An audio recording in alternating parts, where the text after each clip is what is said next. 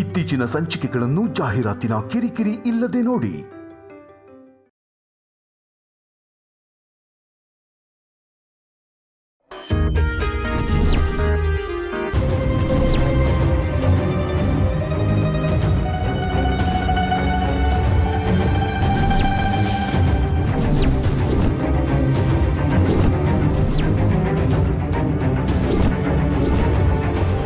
ಏನ ನೋಟ ಹೊಡೆಯೋ ತರ ನೋಡ್ತಿದ್ಯಾ? ಹೊಡಿತ್ಯಾ?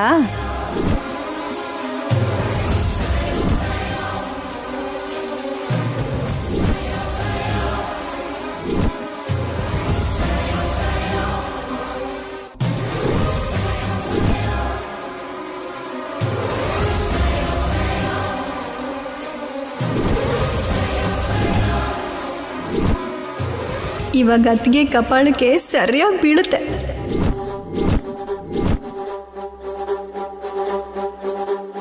ಥ್ಯಾಂಕ್ ಯು ಅತ್ತೆ.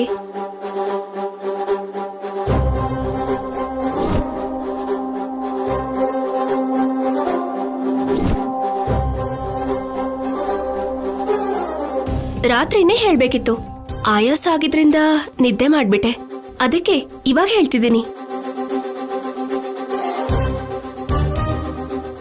ನಿನ್ನೆ ನೀವು ಸೇಟ್ನ ಕರ್ಸಿ ನಾನ್ ಯಾವ ತಪ್ಪು ಮಾಡಿಲ್ಲ ಅಂತ ಪ್ರೂವ್ ಮಾಡಿರ್ಲಿಲ್ಲ ಅಂದಿದ್ರೆ ಇವಾಗ ನಾನು ಸಂತೋಷವಾಗಿರೋದಕ್ಕೆ ಆಗ್ತಿರ್ಲಿಲ್ಲ. ನನ್ ಸಂತೋಷಕ್ಕೆ 100% ನೀವೇ ಕಾರಣ ಅತ್ತೆ.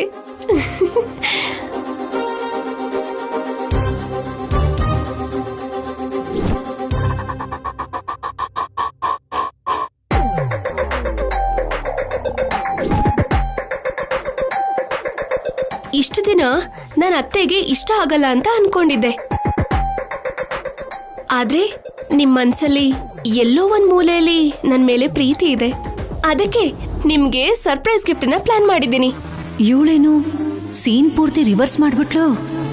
ಸರಿ ಅತ್ತೆ, ಒಳಗಡೆ ಬನ್ನಿ.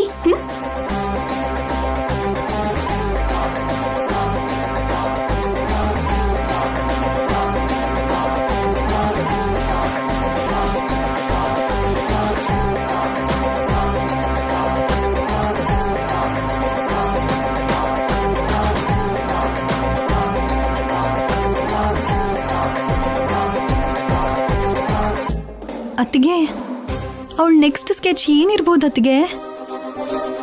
ಒಡವೆ ವಿಷಯದಲ್ಲಿ ಅವಳನ್ನ ದೋಷಿಯಾಗಿ ನಿಲ್ಸಿ ಹೊರಗಡೆ ಹಾಕೋಣ ಅಂತ ಅನ್ಕೊಂಡಿದ್ದೆ. ಆದ್ರೆ ಆ ಸೇಟು ನನ್ನ ಪ್ಲಾನ್ನೆಲ್ಲ ಹಾಳು ಮಾಡ್ಬಿಟ್ಟ. ಇವಳು ಮನೆಯಿಂದ ಹೋಗದೆ ಇರೋ ಹಾಗೆ ತಡೆದ್ಬಿಟ್ಟ. ಆದ್ರೆ ಈಗ ಇವಳು ನನ್ನ ಕನ್ಫ್ಯೂಷನ್ಗೆ ತಳ್ಳಿ ಹೊರಟೋದ್ಲು. ಇವಳನ್ನ ಹೇಗೆ ಬಿಡಬಾರ್ದು. ಹೌದತ್ತಿಗೆ, ನೀವೇನಾದ್ರೂ ಒಂದು ಒಳ್ಳೆ ಪ್ಲಾನ್ ಹಾಕ್ಬೇಕು.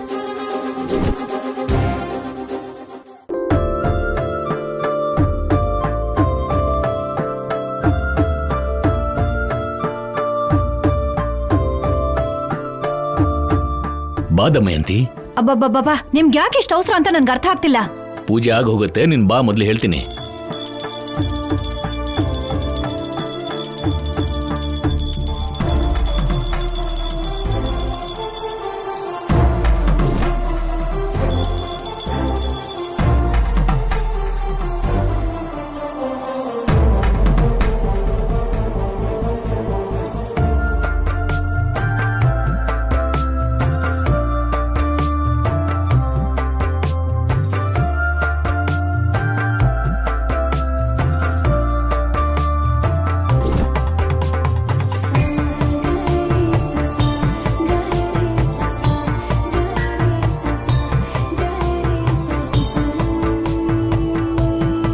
ಕಲ್ಯಾಣಿ, ಅದನ್ ಕೊಡು.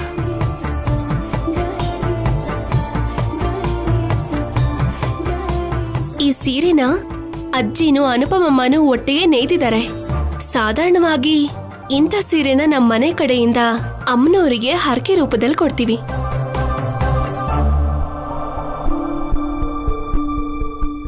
ಆದ್ರೆ ಇವಾಗ ನಿಮಗ್ ಕೊಡ್ತಿದೀವಿ.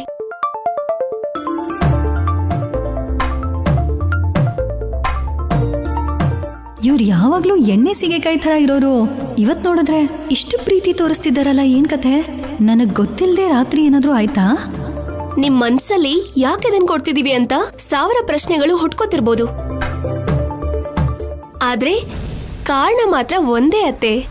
ನಾವು ಕೈ ಮುಗ್ದು ಬೇಡ್ಕೊಂಡಾಗ ನಮಗ್ ಒಳ್ಳೇದಾದ್ರೆ ದೇವ್ರು ಅಂತಾರೆ. ಹಾಗೆ ಕೈ ಮುಗ್ದು ಬೇಡ್ಕೊಳ್ದೇನೆ ಒಳ್ಳೇದ್ ಮಾಡಿದ್ರೆ ಏನ್ ಹೇಳ್ತಾರೆ ಹೇಳಿ? ನನ್ನ ಕೇಳಿದ್ರೆ ಅತ್ತೆ ಅಂತೀನಿ.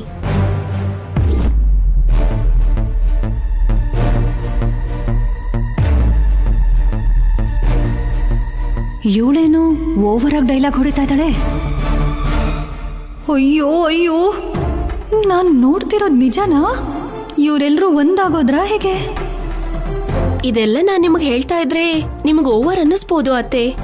ಆದ್ರೆ ನಾನ್ ಹೇಳಿದ್ದು ನಿಜ. ನಿನ್ನೆ ಆಫೀಸರ್ ನನ್ನ ಬೈದ್ ಹೋದಾಗ ನನ್ಗೇನೂ ಅರ್ಥ ಆಗ್ಲಿಲ್ಲ. ನನ್ ಪ್ರಾಮಾಣಿಕತೆನ ಹೇಗ್ ನಿರೂಪಿಸ್ಕೋಬೇಕೋ ಗೊತ್ತಾಗಿಲ್ಲ. ನೋವಲ್ಲಿ ಯಾವ್ದಾರಿನೂ ಕಾಣಿಸ್ದೆ ಸುಮ್ನೆ ಇದ್ದೆ. ಎಲ್ಲಾ ಕಡೆ ಆವರಿಸ್ಕೊಂಡಿರೋ ಕತ್ಲನ್ನ ಬೆಳಕಿಂದ ದೂರ ಮಾಡೋ ಸೂರ್ಯನ ಹಾಗೆ ಅವಾಗ ನೀವ್ ಬಂದ್ರಿ.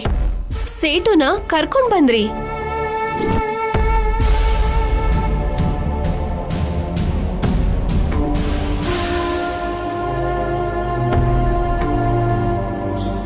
ಜೊತೆಗಿದ್ದು ಸೇಟು ಹತ್ರ ನಿಜ ಹೇಳ್ಸಿದ್ರಿ. ನಾನ್ ಯಾವ ತಪ್ಪು ಮಾಡಿಲ್ಲ ಅಂತ ನಿರೂಪಿಸಿದ್ರಿ. ನನಗೂ ಆಫೀಸರ್ಗೂ ಮಧ್ಯ ಇರೋ ಮನಸ್ತಾಪನ ದೂರ ಮಾಡಿದ್ರಿ. ನಮ್ಮಿಬ್ರನ್ನ ಒಂದ್ ಮಾಡಿದ್ರಿ.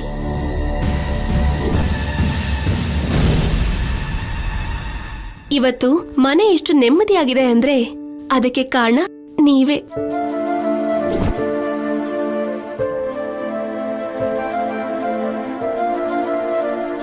ಅದಕ್ಕೆ ನಿಮ್ಗೋಸ್ಕರ ನನ್ನ ಕಡೆಯಿಂದ ಚಿಕ್ಕ ಉಡುಗೊರೆ. ಏನೇ ಹೊಸ ನಾಟಕ ಯಾವುದೋ ಆಡ್ತಾ ಇರೋ ಹಾಗಿದೆ. ಮತ್ತೆ ಏನಾದರೂ ನನಗೆ ಬೈಸೋದಕ್ಕೆ ಪ್ಲಾನ್ ಮಾಡ್ತಿದ್ಯಾ? ಅಮ್ಮ, ಏನು ಯೋಚನೆ ಮಾಡ್ತಾ ಇದೀಯಾ?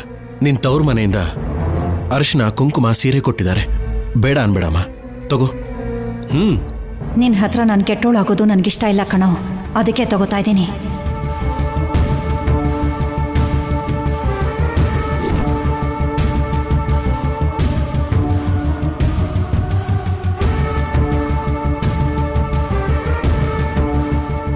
ಅಮ್ಮನ ಕಡೆಯಿಂದ ನನ್ನ ಕಡೆಯಿಂದ ನಿನಗೆ ಬಂಗಾರದ ಬಳೆಗಳು.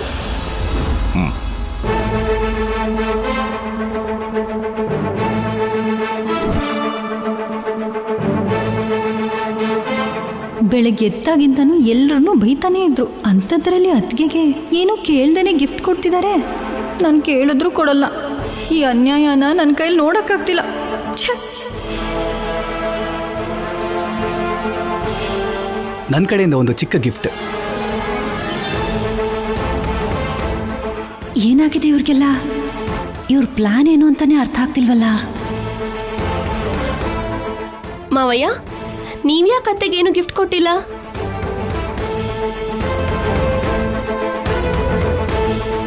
ನಾನು ಕೊಡೋ ಗಿಫ್ಟು ಎಲ್ರ ಮುಂದೆ ಕೊಡೋ ಗಿಫ್ಟ್ ಅಲ್ಲ ಕಲ್ಯಾಣಿ. ಅದನ್ನ ನನ್ನ ಹೆಂಡತಿಗೆ ನಾನು ಆಮೇಲೆ ಕೊಡ್ತೀನಿ ಬಿಡು. ಹಾಗಾದ್ರೆ ಸಮಥಿಂಗ್ ಸ್ಪೆಷಲೇ ಇರಬೇಕು. ಮತ್ತೆ ಮಾಮೂಲಿ ಅನ್ಕೊಂಡ್ಯಾ? ಅಮ್ಮ, ನನ್ನ ಕಡೆಯಿಂದ ಸ್ಮಾಲ್ ಗಿಫ್ಟ್. ದೇವ್ರಿಗೆ ಕೈ ಮುಗಿಯಮ್ಮ, ಕೊಡಿಲ್ಲ ಅದನ್ನ.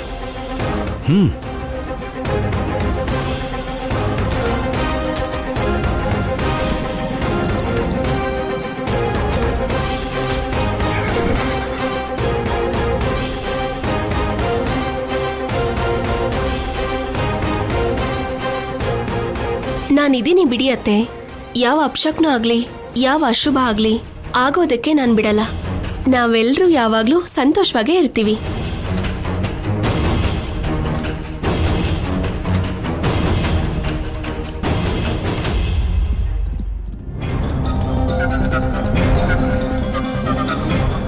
ದೇವ್ರೆ, ಇವರೆಲ್ಲ ಸೇರ್ಕೊಂಡು ಏನೋ ಪ್ಲಾನ್ ಮಾಡಿದ್ದಾರೆ.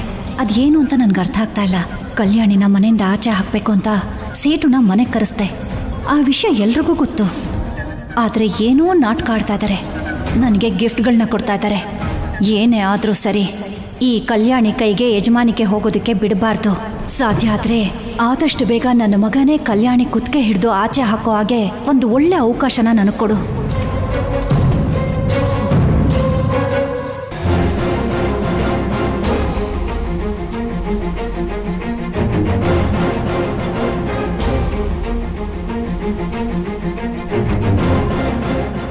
ಇಷ್ಟೊತ್ತು ನಮಸ್ಕಾರ ಮಾಡಿದ್ಯಲ್ಲ, ಏನನ್ ಬೇಡ್ಕೊಂಡೆ ಹೇಳು.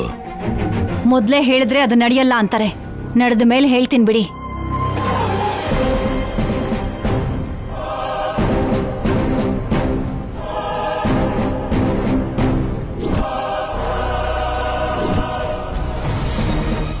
ನೋಡ್ತಿದ್ರೆ ಆ ಕಲ್ಯಾಣಿ ಅನುಪಮ ಅಮ್ಮ ಸೇರ್ಕೊಂಡು ದಮಯಂತಿ ಅದ್ಗೇನ್ ಕೂಡ ಬದಲಾಯಿಸ್ಬಿಡ್ತಾರೆ ಅನ್ಸುತ್ತೆ. ಮನೇಲಿರೋ ಏಕೈಕ ವಿಲನ್ ಪಾತ್ರ ಕೂಡ ಹೊಟ್ಟೋಗ್ಬಿಟ್ರೆ ಈ ಮನೇಲಿರೋ ಸಂತೋಷನ ಹೇಗೆ ಹಾಳು ಮಾಡೋದು? ಅತ್ತಿಗೆ ತರ ವಿಲನ್ ಪಾತ್ರ ನಂಗೆ ಸೆಟ್ ಆಗಲ್ವೇ? ಏನಾದ್ರೂ ಪ್ರಾಬ್ಲಮ್ ಬಂದ್ರೆ ಅತ್ತಿಗೆ ಆದ್ರೆ ಪಟ್ ಅಂತ ಪ್ಲೇಟ್ ಚೇಂಜ್ ಮಾಡ್ಬಿಡೋರು. ನಂಗೆ ಅಷ್ಟೊಂದೆಲ್ಲ ಬುದ್ಧಿ ಇಲ್ಲ. ಛೇ, ಅಂದ್ರು ನಾನು ಯಾಕೆ ಇಷ್ಟು ಟೆನ್ಷನ್ ಮಾಡ್ಕೋತಿದ್ದೀನಿ? ಟೆನ್ಷನ್ ಮಾಡ್ಕೊಂಡ್ರೆ ಬೇಗ ವಯಸ್ಸಾಗೋಗುತ್ತೆ ಅಂತ ಎಲ್ಲ ಟುಸ್ ಅನ್ನೋ ಯೂಟ್ಯೂಬ್ ಚಾನಲ್ ಅಲ್ಲಿ ಹೇಳಿದಾರಲ್ವಾ, ಮರ್ತೇ ಹೋದೆ. ನನಗೆ ರಿಂಕಲ್ಸ್ ಬಂದ್ರೆ ಹೇಗೆ, ತಕ್ಷಣ ಎಂಟರ್ಟೈನ್ಮೆಂಟ್ ಮೋಡ್ಗೆ ಹೋಗ್ಬಿಡ್ಬೇಕು.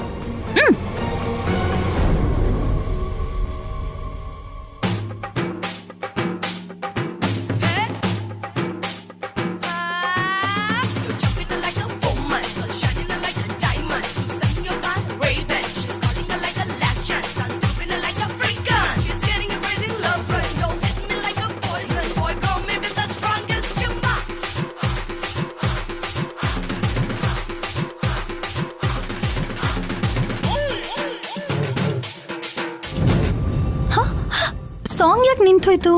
ಅತ್ತೆ ಏನಾದ್ರೂ ಬಂದ್ಬಿಟ್ರಾ?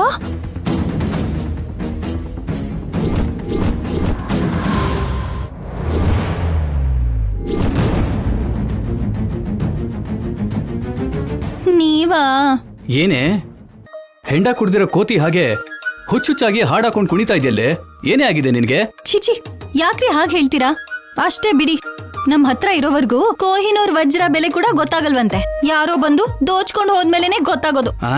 ಹಾಗೇನೆ ನನ್ಗೋಸ್ಕರ ನೀವ್ ಹುಡುಕ್ದೇನೆ, ನನ್ಗೋಸ್ಕರ ಯುದ್ಧನೂ ಮಾಡ್ದೇನೆ ನಿಮಗ್ ಈಸಿಯಾಗಿ ಹೆಂಡತಿಯಾಗಿ ಸಿಕ್ಬಿಟ್ನಲ್ಲ, ಅದಕ್ಕೆ ನಿಮಗ್ ನನ್ ಬೆಲೆ ಗೊತ್ತಿಲ್ಲ.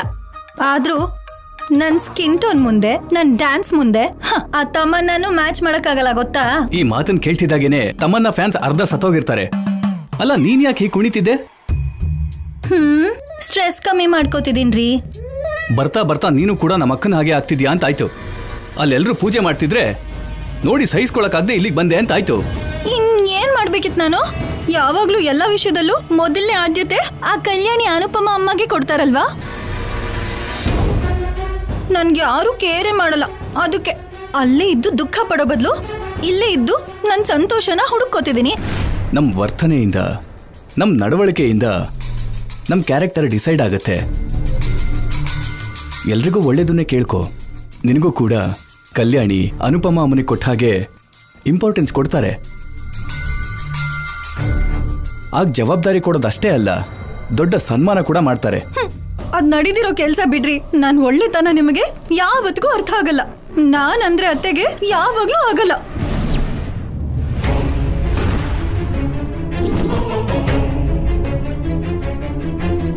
ಅತ್ತೆ, ಅದು ಅದು ಪೂರ್ತಿ ಕೇಳಿಸ್ಕೊಂಡೆ.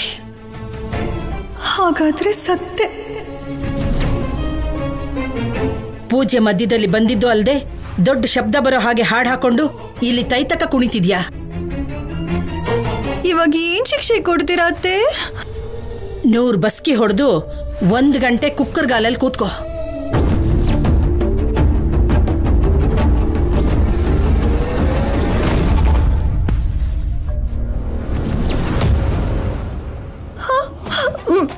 ತಪ್ಪಲ್ವಾ ಅತ್ತೆ? ಚಿನ್ನಿ, 1 ಕೂಡ ಕಡಿಮೆ ಆಗ್ಬಾರ್ದು, ನೋಡ್ಕೋ. ನಾನ್ ನೋಡ್ಕೋತೀನಿ ಬಿಡಮ್ಮ. ಶುರು ಮಾಡು. ಸರಿ, ಶುರು ಮಾಡು.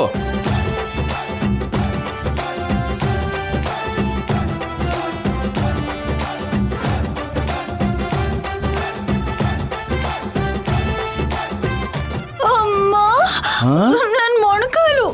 ನನ್ನಿಂದ ಆಗಲ್ಲಪ್ಪ, ನಾನ್ ಮಾಡಲ್ಲ. ಎದ್ದೇಳೆ ಮೇಲೆ. ನನ್ನಿಂದ ಆಗಲ್ಲ ರೀ. ಅಮ್ಮನ್ ಕರೀಲಾ? ಅಯ್ಯೋ ಬೇಡ, ಮಾಡ್ತೀನಿ. ಬಸ್ಕಿ ಹೊಡಿ. ಮಾಡ್ತೀನಿ.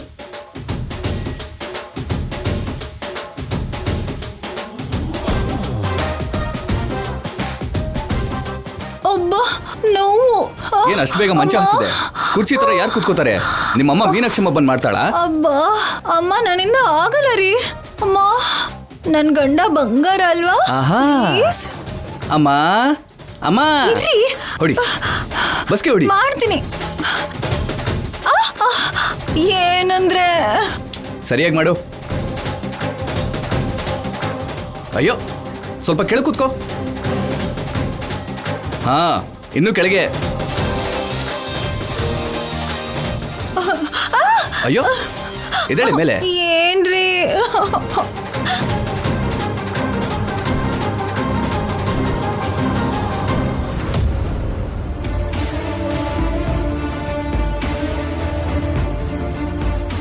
ಈ ಸೀರೆನ ಅಜ್ಜಿನೂ ಅನುಪಮಮ್ಮನೂ ಒಟ್ಟಿಗೆ ನೇಯ್ದಿದ್ದಾರೆ. ಸಾಧಾರಣವಾಗಿ ಇಂಥ ಸೀರೆನ ನಮ್ಮ ಮನೆ ಕಡೆಯಿಂದ ಅಮ್ಮನವರಿಗೆ ಹರಕೆ ರೂಪದಲ್ಲಿ ಕೊಡ್ತೀವಿ. ಆದ್ರೆ ಇವಾಗ ನಿಮಗ್ ಕೊಡ್ತಿದೀವಿ. ಹಾಗೆ ಕೈ ಮುಗ್ದು ಬೇಡ್ಕೊಳ್ದೇನೆ ಒಳ್ಳೇದ್ ಮಾಡಿದ್ರೆ ಏನ್ ಹೇಳ್ತಾರೆ ಹೇಳಿ? ನನ್ನ ಕೇಳಿದ್ರೆ ಅತ್ತೇ ಅಂತೀನಿ. ಒಬ್ಬೊಬ್ರು ನನ್ನ ಮೇಲೆ ತುಂಬಾ ಪ್ರೀತಿ ತೋರಿಸ್ತಾ ಇರೋ ಹಾಗೆ ಚೆನ್ನಾಗಿ ಮಾತಾಡ್ತಿದ್ದಾರೆ. ಇವರೆಲ್ಲರೂ ಹೀಗೆ ಮಾತಾಡ್ತಾ ಇದ್ರೆ ನನಗೆ ಯಾಕೋ ಡೌಟ್ ಬರ್ತಿದೆ. ಏನೋ ಪ್ಲಾನ್ ಮಾಡ್ತಾ ಇದ್ದಾರೆ. ಇಲ್ಲ ಅಂದ್ರೆ ನನ್ನ ಹತ್ರ ಇವ್ರಿಗೆ ಏನೋ ಕೆಲಸ ಆಗ್ಬೇಕಾಗಿದೆ.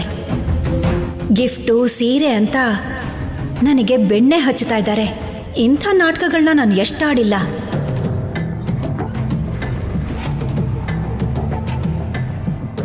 ಯಾಕೆ ಹೀಗೆ ನಾಚಿಕೆ ಪಟ್ಕೋತಿದ್ದೀರಾ? ಎಲ್ರೂ ಗಿಫ್ಟ್ ಕೊಟ್ರು, ಮತ್ತೆ ನಾನ್ ಕೊಡ್ಲಿಲ್ಲ ಅಂದ್ರೆ ಹೇಗೆ ಹೇಳು? ಅದಕ್ಕೆ ಯಾರು ಇಲ್ದಿರೋ ಟೈಮ್ ನೋಡಿ ಬಂದೆ. ಇಲ್ದೇ ಇದ್ರೆ ಏನಾಯ್ತು? ಯಾರಾದ್ರೂ ನೋಡಿದ್ರೆ ಚೆನ್ನಾಗಿರಲ್ಲ. ನೀವು ನಾಚಿಕೆ ಪಟ್ಕೋಬೇಡಿ, ಸತ್ ಹೋಗ್ಬೇಕು ಅನ್ಸತ್ತೆ. ಸರಸ? ಇದ್ರಲ್ಲಿ ಸರ್ಸ ಏನಿದೆ? 28 ವರ್ಷ ಆಯ್ತು ನಮ್ಮ ಮದ್ವೆ ಆಗಿ. ನಿನ್ ಮಾತಲ್ಲಿ ಸರ್ಸ ಯಾವುದು, ಕೋಪ ಯಾವುದು, ಪ್ರೀತಿ ಯಾವುದು ಅಷ್ಟು ಮಾತ್ರ ಗೊತ್ತಾಗಲ್ವಾ? ಚೆನ್ನಾಗಿ ತಿಳ್ಕೊಂಡಿದ್ದೀರಾ ಬಿಡಿ. ಈಗಾಗ್ಲೇ ಉರ್ದು ಹೋಗ್ತಿದೆ ನನ್ಗೆ. ತಣ್ಣಗ್ ಮಾಡೋದಕ್ಕೆ ನಾನು ಇದೀನಲ್ವಾ?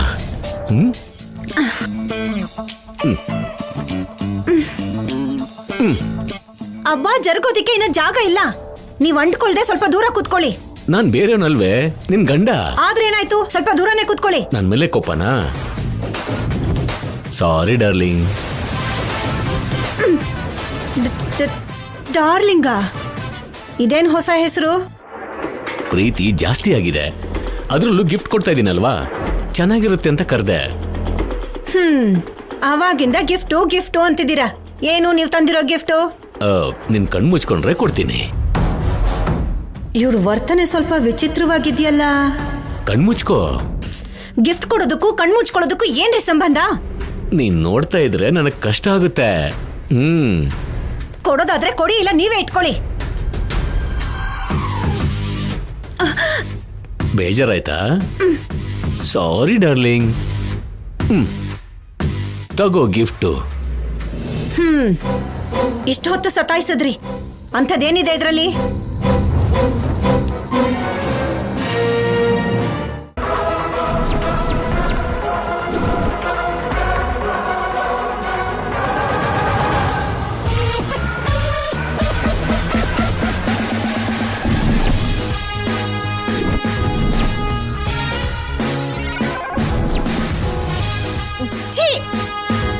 ಹಳೆ ಚಪ್ಲಿನ ಗಿಫ್ಟ್ ಅಂತಿದ್ದೀರಲ್ಲ. ನೀನು ನನ್ನ ಮನ್ಸನ್ನ ಅರ್ಥ ಮಾಡ್ಕೊಂಡಿಲ್ಲ ದಮಯಂತಿ. ಏನು ಇದು ನಿಮ್ ಮನ್ಸ? ಕೊನೆ ಪಕ್ಷ ಹೊಸ ಚಪ್ಲಿನೂ ಅಲ್ಲ. ಮೊನ್ನೆ ಶೌರ್ಯ ಹೀಗೆ ಹರಿದೋಗಿರೋ ಚಪ್ಲಿನ ರೆಡಿ ಮಾಡಿ ಕಲ್ಯಾಣಿ ಕೊಟ್ಟಿದ್ದಕ್ಕೆ ಖುಷಿ ಪಟ್ಲು. ಆದ್ರೆ ನೀನು ಪ್ರೀತಿನ ನಿನ್ ಚಪ್ಲಿನ ರೆಡಿ ಮಾಡಿಕೊಟ್ರೆ ಚೀ ಅಂದೆ. ನನ್ ಮೇಲೆ ನಿಂಗೆ ಪ್ರೀತಿನೇ ಇಲ್ಲ ಬಿಡು. ನಾಟಕ ಆಡ್ಬೇಡಿ. ನೀವು ಬೇಕು ಅಂತಾನೆ ನನ್ಗೆ ಚಪ್ಲಿ ಕೊಟ್ಟಿದ್ದೀರಾ. ಅಷ್ಟು ಮಾತ್ರ ಅರ್ಥ ಆಗದೆ ಇರೋಷ್ಟು ಪೆದ್ದಿ ಅಲ್ಲ ನಾನು. ಇವಾಗಲ್ಲ, ಆದಷ್ಟು ಬೇಗ ನನ್ಗೂ ಟೈಮ್ ಬರುತ್ತೆ. ಆವಾಗ ನಿಮ್ಗೆಲ್ರಿಗೂ ತೋರಿಸ್ತೀನಿ.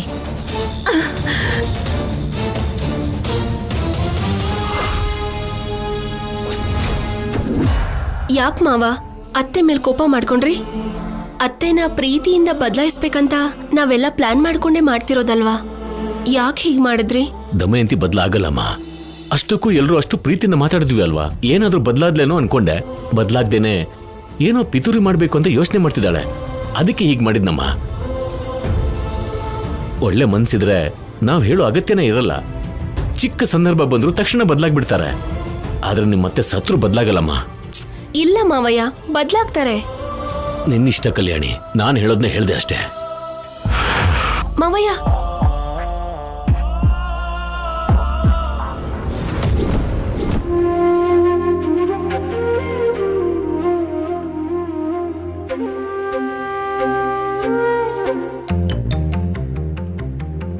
ಹೇ ಕಂದ,